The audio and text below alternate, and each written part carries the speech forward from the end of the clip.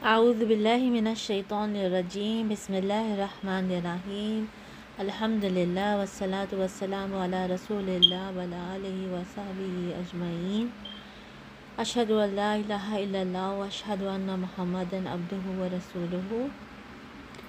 نبوت میں جب پہلی بار اسلامی دعوت منظر عام پر آئی تو مشرکین نے اسے دبانے کے لیے وہ کارروائیاں انجام دی جن کا ذکر ہم پچھلی دفعہ کر چکے ہیں۔ یہ کارروائیاں تھوڑی تھوڑی اور درجہ بدرجہ عمل میں لائی گئیں اور ہفتوں بلکہ مہینوں مشرکین نے اس سے آگے قدم نہیں بڑھایا اور ظلم و زیادتی شروع نہیں کی، لیکن جب دیکھا کہ یہ کارروائیاں اسلامی دعوت کی راہ روکنے میں مؤثر ثابت نہیں ہو رہی تو ایک بار پھر جمع ہوئے اور 25 سرداران قریش کی ایک کمیٹی تشکیل دی جس کا سربراہ رسول اللہ صلی اللہ علیہ وسلم کا چچا ابو لہب تھا۔ اس کمیٹی نے باہم مشورے اور غوض و خوض کے بعد رسول اللہ صلی اللہ علیہ وسلم اور صحابہ کرام رضی اللہ عنہم کے خلاف ایک فیصلہ کن قرارداد منظور کی، یعنی یہ طے کیا کہ اسلام کی مخالفت، پیغمبر اسلام کی ایذا رسانی اور اسلام لانے والوں کو طرح طرح کے ظلم اور ستم اور تشدد کا نشانہ بنانے میں کوئی کسر اٹھا نہ رکھی جائے۔ یہ قرارداد طے کرنے کے بعد مشرکین نے اس کو عمل میں لانے کے لیے ایک مصمم عزم کر لیا۔ مسلمانوں اور خصوصاً کمزور مسلمانوں کے اعتبار سے تو یہ کام بہت آسان تھا، لیکن رسول اللہ صلی اللہ علیہ وسلم کے لحاظ سے بڑی مشکلات تھی۔ آپ صلی اللہ علیہ وسلم ذاتی طور پر پرشکوہ، باوقار اور منفرد شخصیت کے مالک تھے۔ دوست دشمن سبھی آپ صلی اللہ علیہ وسلم کو تعظیم کی نظر سے دیکھتے تھے۔ آپ صلی اللہ علیہ وسلم جیسی شخصیت کا سامنا اکرام و احترام ہی سے کیا جا سکتا تھا، اور آپ صلی اللہ علیہ وسلم کے خلاف کسی نیچ اور ذلیل حرکت کی جرأت کوئی رذیل اور احمق ہی کر سکتا تھا۔ اس ذاتی عظمت کے علاوہ آپ صلی اللہ علیہ وسلم کو ابو طالب کی حمایت و حفاظت بھی حاصل تھی، اور ابو طالب مکے کے ان گنے چنے لوگوں میں سے تھے جو اپنی ذاتی اور اجتماعی دونوں حیثیتوں سے اتنے باعظمت تھے کہ کوئی شخص ان کا عہد توڑنے اور ان کے خاندان پر ہاتھ ڈالنے کی جرأت نہیں کر سکتا تھا۔ اس صورتحال نے قریش کو سخت قلق، پریشانی اور کشمکش سے دوچار کر دیا، مگر سوال یہ ہے کہ جو دعوت ان کی مذہبی پیشائی اور دنیاوی سربراہی کی جڑ کاٹ دینا چاہتی تھی، آخر اس پر اتنا لمبا صبر کب تک؟ بالآخر مشرکین نے ابو لہب کی سربراہی میں نبی صلی اللہ علیہ وسلم اور مسلمانوں پر ظلم کا آغاز کر دیا۔ در حقیقت نبی صلی اللہ علیہ وسلم کے متعلق ابو لہب کا موقف روز اول ہی سے، جبکہ ابھی قریش نے اس طرح کی بات سوچی بھی نہ تھی، یہی تھا۔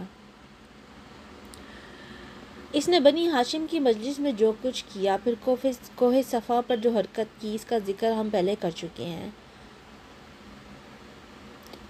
بعض روایات میں یہ بھی مذکور ہے کہ اس نے کوہ صفا پر نبی صلی اللہ علیہ وسلم کو مارنے کے لیے ایک پتھر بھی اٹھایا تھا۔ بعثت سے پہلے ابو لہب نے اپنے دو بیٹے عتبہ اور عتیبہ کی شادی نبی صلی اللہ علیہ وسلم کی دو صاحبزادیوں رقیہ اور ام کلثوم سے کی تھی، لیکن بعثت کے بعد اس نے نہایت سختی اور درستی سے ان دونوں کو طلاق دلوا دی۔ اسی طرح جب نبی صلی اللہ علیہ وسلم کے دوسرے صاحبزادے عبداللہ کا انتقال ہوا تو ابو لہب کو اس قدر خوشی ہوئی کہ دوڑتا ہوا اپنے رفقا کے پاس پہنچا اور انہیں یہ خوشخبری سنائی کہ محمد صلی اللہ علیہ وسلم ابتر ہو گئے ہیں۔ ہم یہ بھی ذکر کر چکے ہیں کہ ایام حج میں ابو لہب نبی صلی اللہ علیہ وسلم کی تکذیب کے لیے بازاروں اور اجتماعات میں آپ صلی اللہ علیہ وسلم کے پیچھے پیچھے لگا رہتا تھا۔ طارق بن عبداللہ محاربی کی روایت سے معلوم ہوتا ہے کہ یہ شخص صرف تکذیب ہی پر بس نہیں کرتا تھا بلکہ پتھر بھی مارتا رہتا تھا، جس سے آپ صلی اللہ علیہ وسلم کی اینیاں خون آلود ہو جاتی تھیں۔ ابو لہب کی بیوی جمیل جس کا نام عروہ تھا اور جو حرب بن امیہ کی بیٹی اور ابو سفیان کی بہن تھی، وہ بھی نبی صلی اللہ علیہ وسلم کی عداوت میں اپنے شوہر سے پیچھے نہ تھی، چنانچہ وہ نبی صلی اللہ علیہ وسلم کے راستے میں اور دروازے پر رات کو کانٹے ڈال دیا کرتی تھی۔ خاصی بد زبان اور مفسدہ پرداز بھی تھی، چنانچہ نبی صلی اللہ علیہ وسلم کے خلاف بد زبانی کرنا، لمبی چوڑی دسیسہ کاری اور افتراء پروازی سے کام لینا، فتنے کی آگ بھڑکانا اور خوفناک جنگ برپا کرنا اس کا شیوا تھا۔ اسی لیے قرآن نے اسے حملۃ الحطب، لکڑی ڈھونے والی کا لقب عطا کیا۔ جب اسے معلوم ہوا کہ اس کی اور اس کے شوہر کی مذمت میں قرآن نازل ہوا ہے تو وہ رسول اللہ صلی اللہ علیہ وسلم کو تلاش کرتی ہوئی آئی۔ آپ صلی اللہ علیہ وسلم خانہ کعبہ کے پاس مسجد حرام میں تشریف فرما تھے۔ ابو بکر صدیق رضی اللہ عنہ بھی ہمراہ تھے۔ یہ مٹھی بھر پتھر لیے ہوئے تھی۔ سامنے کھڑی ہوئی تو اللہ نے اس کی نگاہ پکڑ لی اور وہ رسول اللہ صلی اللہ علیہ وسلم کو نہ دیکھ سکی۔ جب ابو بکر رضی اللہ عنہ کو دیکھ رہی تھی، اس نے سامنے پہنچتے ہی سوال کیا، ابو بکر تمہارا ساتھی کہاں ہے؟ مجھے معلوم ہوا ہے کہ وہ میری ہجو کرتا ہے، باخدا اگر میں اسے پا گئی تو اس کے منہ پر یہ پتھر دے ماروں گی۔ دیکھو خدا کی قسم میں بھی شاعرہ ہوں۔ پھر اس نے یہ شعر سنایا، ہم نے مذمم کی نافرمانی کی، اس کے امر کو تسلیم کیا اور اس کے دین کو نفرت و حقارت سے چھوڑ دیا۔ اس کے بعد واپس چلی گئی۔ ابو بکر رضی اللہ عنہ نے کہا، یا رسول اللہ صلی اللہ علیہ وسلم، کیا اس نے آپ صلی اللہ علیہ وسلم کو دیکھا نہیں؟ آپ صلی اللہ علیہ وسلم نے فرمایا، نہیں، اس نے مجھے نہیں دیکھا، اللہ نے اس کی نگاہ پکڑ لی تھی۔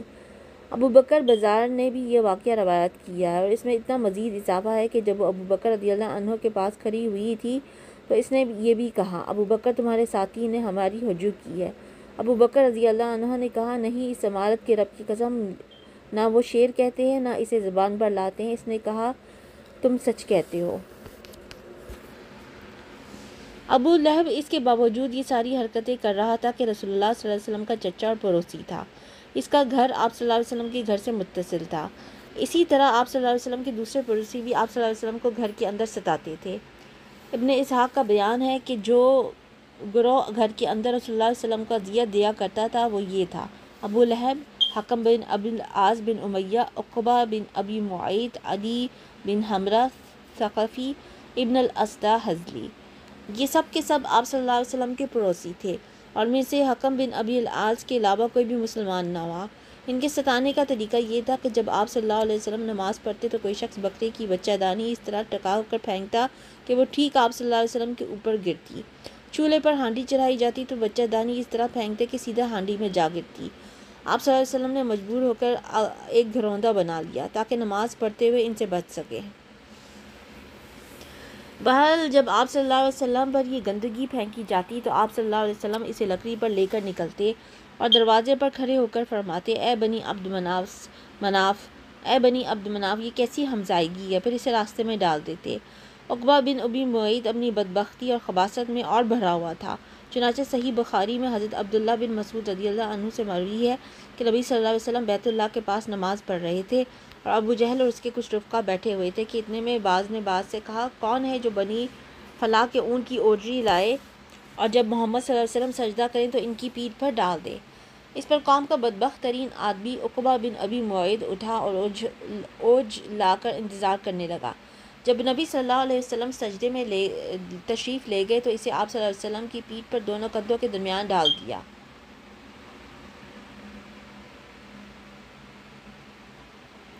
حضرت عبداللہ بن مسعود کہتے ہیں کہ میں یہ سارا ماجرا دیکھ رہا تھا مگر کچھ کر نہیں سکتا تھا، کاش میرے اندر بچانے کی طاقت ہوتی۔ حضرت ابن مسعود رضی اللہ فرماتے ہیں کہ اس کے بعد وہ ہنسی کے مارے ایک دوسرے پر گرنے لگے اور رسول اللہ صلی اللہ علیہ وسلم سجدے ہی میں پڑے رہے، سر نہ اٹھایا، یہاں تک کہ فاطمہ رضی اللہ عنہا آئیں اور آپ کی پیٹھ سے اوج اٹھا کر پھینکی، تب آپ صلی اللہ علیہ وسلم نے سر اٹھایا، پھر 3 بار فرمایا، اللہم علیک بقریش، اللہ تو قریش کو پکڑ لے۔ جب آپ صلی اللہ علیہ وسلم نے بددعا کی تو ان پر بہت گراں گزری، کیونکہ ان کا عقیدہ تھا کہ اس شہر میں دعائیں قبول کی جاتی ہیں۔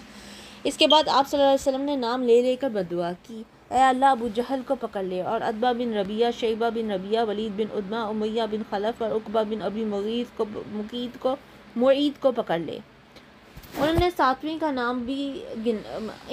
ساتویں کا بھی نام گنایا لیکن راوی کو یاد نہیں رہا۔ ابن مسعود رضی اللہ عنہ فرماتے ہیں، اس ذات کی قسم جس کے ہاتھ میں میری جان ہے، میں نے دیکھا کہ جن لوگوں کے نام رسول اللہ صلی اللہ علیہ وسلم نے گن کر لیے تھے سب کے سب بدر کے کنویں میں مقتول پڑے ہوئے تھے۔ امیہ بن خلف کا وتیرہ تھا کہ وہ جب رسول اللہ صلی اللہ علیہ وسلم کو دیکھتا تو لعن طعن کرتا۔ اسی کے متعلق یہ آیت نازل ہوئی، ویل لکل ہمزۃ لمزہ، ہر لعن طعن اور برائیاں کرنے والوں کے لیے تباہی ہے۔ ابن ہشام کہتے ہیں کہ ہمزہ وہ شخص ہے جو علانیہ گالی بکے اور آنکھیں ٹیڑھی کر کے اشارہ کرے، اور لمزہ وہ شخص ہے جو پیچھے پیچھے لوگوں کی برائیاں کرے اور انہیں اذیت دے۔ امیہ کا بھائی ابی بن خلف عقبہ بن ابی معیط کا گہرا دوست تھا۔ ایک بار عقبہ نے نبی صلی اللہ علیہ وسلم کے پاس بیٹھ کر کچھ سنا ابی کو معلوم ہوا تو اس نے عقبہ کو سخت سست کہا، اتاب کیا اور اس سے مطالبہ کیا کہ وہ جا کر رسول اللہ علیہ وسلم کے منہ پر تھوکائے۔ خود ابی بن خلف نے ایک مرتبہ ایک گسیدہ ہڈی لا کر توڑی اور ہوا میں پھونک کر رسول اللہ علیہ وسلم کی طرف اڑا دی۔ اخنس بن شریق ثقفی بھی رسول اللہ صلی اللہ علیہ وسلم کے ستانے والوں میں تھا۔ قرآن میں اس کے 9 اوصاف بیان کیے گئے ہیں جس سے اس کے کردار کا اندازہ ہوتا ہے۔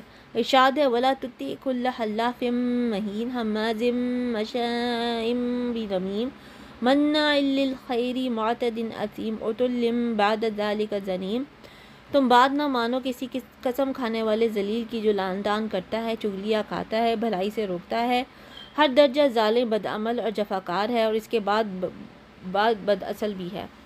ابو جہل کبھی کبھی رسول اللہ صلی اللہ علیہ وسلم کے پاس آ کر قرآن سنتا تھا۔ ابو جہل کبھی کبھار رسول اللہ صلی اللہ علیہ وسلم کے پاس آ کر قرآن سنتا تھا، لیکن بس سنتا ہی تھا، ایمان و اطاعت اور ادب و خشیت اختیار نہیں کرتا تھا۔ وہ رسول اللہ صلی اللہ علیہ وسلم کو اپنی بات سے اذیت پہنچاتا اور اللہ کی راہ سے روکتا تھا، پھر اپنی ہی اس حرکت اور برائی پر ناز اور فخر کرتا ہوا جاتا تھا، گویا اس نے کوئی قابل ذکر کارنامہ انجام دے دیا ہو۔ قرآن مجید کی آیات اس شخص کے بارے میں نازل ہوئی، فلا صدق ولا صلی، نہ اس نے صدقہ دیا نہ نماز پڑھی، بلکہ جھٹلایا اور پیٹ پھیری۔ پھر وہ کرتا ہوا اپنے گھر والوں کے پاس گیا، تیرے خوب لائق ہے، خوب لائق ہے۔ اس شخص نے پہلے دن جب نبی صلی اللہ علیہ وسلم کو نماز پڑھتے ہوئے دیکھا تو اسی دن سے آپ صلی اللہ علیہ وسلم کو نماز سے روکتا رہا۔ ایک بار نبی صلی اللہ علیہ وسلم مقام ابراہیم کے پاس نماز پڑھ رہے تھے کہ اس کا گزر ہوا، دیکھتے ہی بولا، محمد کیا میں نے تجھے اس سے منع نہیں کیا تھا؟ ساتھ ہی دھمکی بھی دی۔ رسول اللہ صلی اللہ علیہ وسلم نے بھی ڈانٹ کر سختی سے جواب دیا۔ اس پر وہ کہنے لگا، اے محمد صلی اللہ علیہ وسلم، مجھے کہا ہے کہ دھمکی دے رہے ہو؟ دیکھو خدا کی قسم، اس وادی مکہ میں میری محفل سب سے بڑی ہے۔ اس پر اللہ تعالیٰ نے یہ آیت نازل فرمائی، فَلْيَدْعُ نَادِيَهُ، اچھا تو وہ بلائے اپنی محفل کو، ہم بھی سزا کے فرشتوں کو بلائے دیتے ہیں۔ ایک روایت میں مذکور ہے کہ رسول اللہ صلی اللہ علیہ وسلم نے اس کا گریبان گلے کے پاس سے پکڑ لیا اور جھنجھوڑتے ہوئے بولا، اولا لک فاولا ثم اولا لک فاولا، تیرے لیے بہت ہی موضوع ہے، تیرے لیے بہت ہی موضوع ہے۔ اس پر اللہ کا یہ دشمن کہنے لگا، اے محمد صلی اللہ علیہ وسلم، مجھے یہ دھمکی دے رہے ہو؟ خدا کی قسم، تم اور تمہارا پروردگار میرا کچھ نہیں کر سکتے۔ میں مکے کی دونوں پہاڑیوں کے درمیان چلنے پھرنے والوں میں سب سے زیادہ معزز ہوں۔ بہرحال اس ڈانٹ کے باوجود ابو جہل اپنی حماقت سے باز آنے والا نہ تھا، بلکہ اس کی بدبختی میں کچھ اور اضافہ ہی ہو گیا۔ چنانچہ صحیح مسلم میں ابو ہریرہ رضی اللہ عنہ سے مروی ہے کہ ایک بار سرداران قریش سے ابو جہل نے کہا کہ محمد صلی اللہ علیہ وسلم آپ حضرات کے روبرو اپنا چہرہ خاک آلود کرتا ہے۔ جواب دیا گیا، ہاں۔ اس نے کہا، لات و عزیٰ کی قسم، اگر میں نے اس حالت میں اسے دیکھ لیا تو اس کی گردن رونت دوں گا اور اس کا چہرہ مٹی پر رگڑ دوں گا۔ اس کے بعد اس نے رسول اللہ صلی اللہ علیہ وسلم کو نماز پڑھتے ہوئے دیکھ لیا اور اس ضم میں چلا کہ آپ صلی اللہ علیہ وسلم کی گردن روت دے گا، لیکن لوگوں نے اچانک کیا دیکھا کہ وہ ایری کے بل پلٹ رہا ہے اور دونوں ہاتھ سے بچاؤ کر رہا ہے۔ لوگوں نے کہا، ابو الحکم تمہیں کیا ہوا؟ اس نے کہا، میرے اور اس کے درمیان آگ کی ایک خندق ہے، ہولاکیاں ہیں اور پر ہیں۔ رسول اللہ صلی اللہ علیہ وسلم نے فرمایا کہ اگر وہ میرے قریب آتا تو فرشتے اس کا ایک ایک عضو اچک لیتے۔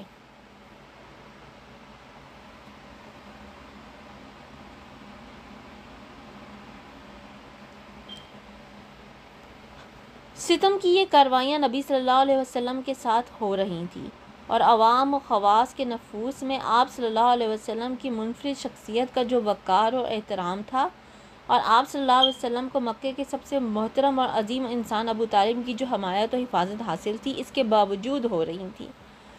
باقی رہیں وہ کاروائیاں جو مسلمانوں اور خصوصاً ان میں سے بھی کمزور افراد کی ایذا رسانی کے لیے کی جا رہی تھی، وہ کچھ زیادہ ہی سنگین اور تلخ تھی۔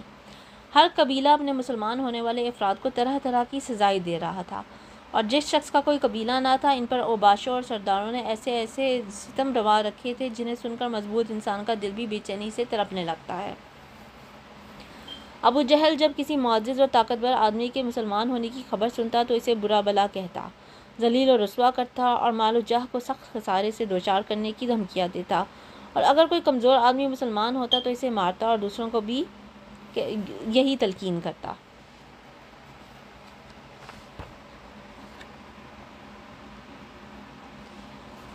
اب اور مسلمانوں کے ساتھ کیا واقعات پیش آ رہے تھے، یہ ہم اسٹڈی کریں گے کل انشاءاللہ تعالی۔ ہم اسے یہی سبق سیکھتے ہیں آج کے لیسن سے کہ نبی صلی اللہ علیہ وسلم پہ جو بھی ظلم و ستم کرنے کی کوشش کی جا رہی تھی، اللہ تعالیٰ ان کو اس سے بچا بھی رہا تھا، اور اس سب کے باوجود بھی وہ ثابت قدم ہی تھے۔ اس طرح کی بہت سی مثالیں ہمیں آج بھی دنیا میں ملتی ہے جہاں مسلمانوں پر بہت ظلم ہو رہا ہے اور ان کو طرح طرح کا ایذا پہنچایا جا رہا ہے کوئی نہ کوئی مقصد حاصل کرنے کے لیے، لیکن جو دین پہ ڈٹا رہا وہی کامیاب ہو گیا۔